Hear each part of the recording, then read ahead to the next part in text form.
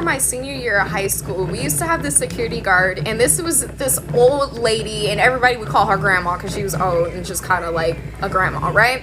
So I remember grandma, she just was such a hard ass on all the rules. She was the security guard that drove around in the golf carts, right, giving everybody detention. We called it Saturday school. And I remember she gave me Saturday school one time, y'all. I remember me and my friend, it's my senior year. Of course, I'm gonna do senior year girl things, right? So me and my friend was like, let's go to Burger King, because that was the only place that was like close enough to the school. We was like, let's go to Burger King for lunch.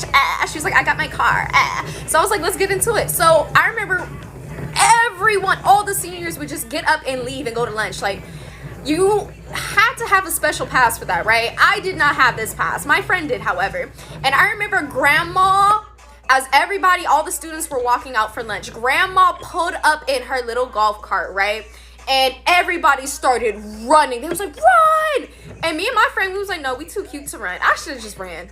I should have just ran. But we was like, no, we're too cute to run. So grandma literally pulls up to us because we was the only ones not running. And she was like, where's your lunch pass? And I'm looking at her like, I don't have one. Now what? And she's like, where's your lunch pass to my friend? And my friend was like, here's mine. And grandma literally looked her dead in the eyes and was like, I'm taking that, and now you can't get lunch. And my friend was like, what do you mean? Like, I have mine. Like, it should be fine, right?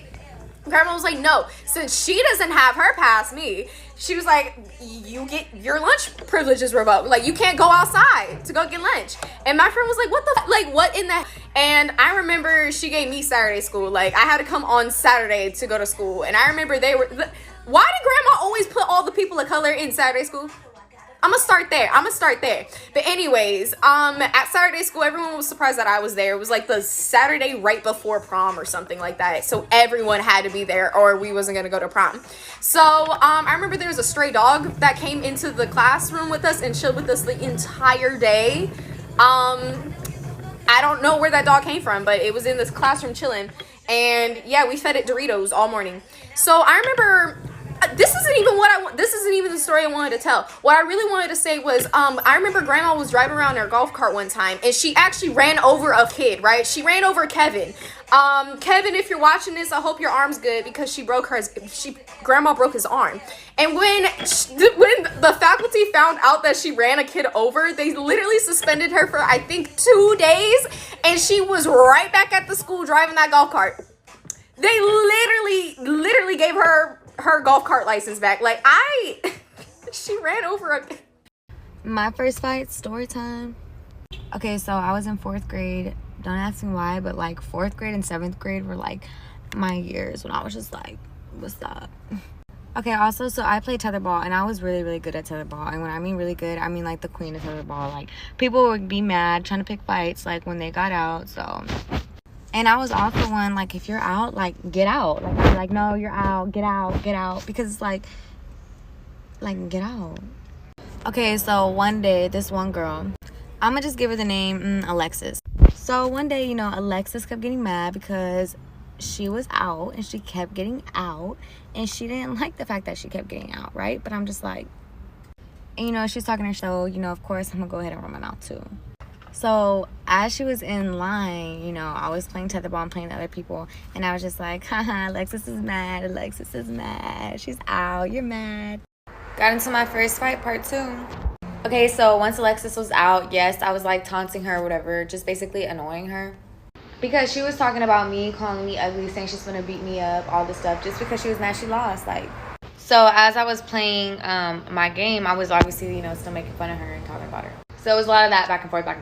And then, like, because I was going back and forth, I just lost track. And I ended up losing the game I was in.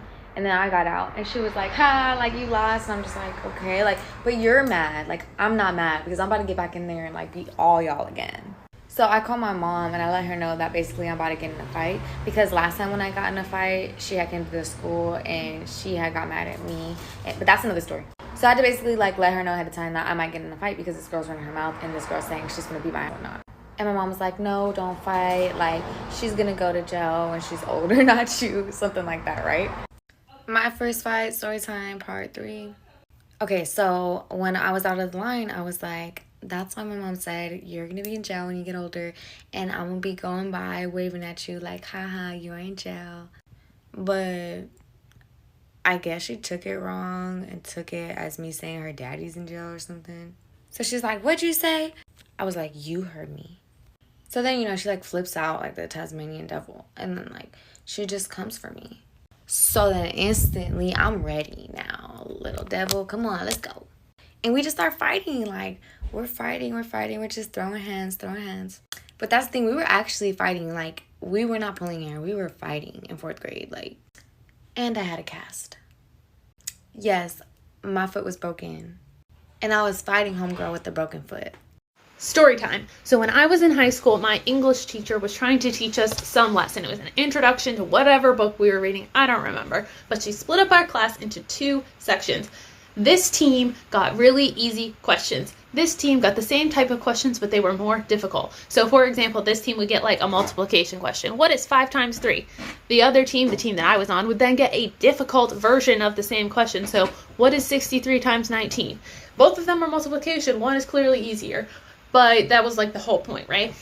So when it's my turn, I go up to the front of the class, and the teacher turns to the other student, the easy team student, and asks to say her alphabet as fast as possible. I'm pretty sure the student took like 13 seconds to say the alphabet, just said the alphabet, right?